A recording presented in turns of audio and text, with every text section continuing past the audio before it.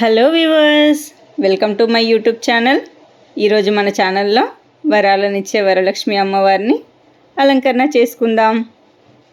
ఈ వీడియోలో చూపించిన విధంగా ఒక చిన్న డబ్బా, ఒక సర్వ తీసుకొని అందులో శారీని లోపలికి పెట్టేసి శారీ కొంగుపాటికి చిన్నగా మడత పెట్టుకొని సేఫ్టీ పిన్ పెట్టుకొని పక్కన పెట్టుకోవాలి.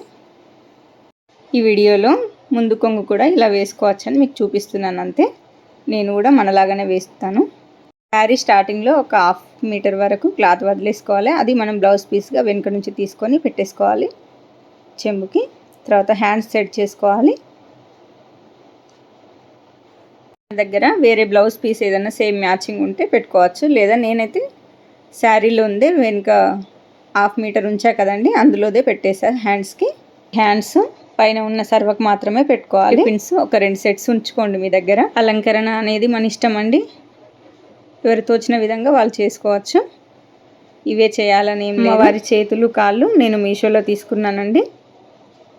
అమ్మవారి రూపం గాజులమాల మన కాగజ్ నగర్లో బుక్కరాములు పూజ. అమ్మవారికి చీర ఎలా కట్టుకోవాలో నాకు వచ్చిన విధానంలో మీకు కాళ్ళు మనం కింద కుర్చీలు పెట్టుకున్నాం కదండి, అందులో అట్ లాస్ట్ నుంచి ఒక పార్ట్ని తీసుకొని దానికి మడిచి పెట్టుకోవాలి.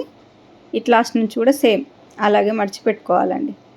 పిన్నిసులతో మంచిగా సెక్యూర్ చేసుకోవాలి. నాకు ఈ వీడియో చేయడానికి 45 నిమిషాలు పట్టిందండి.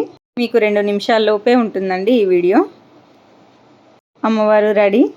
Thank you for watching my video.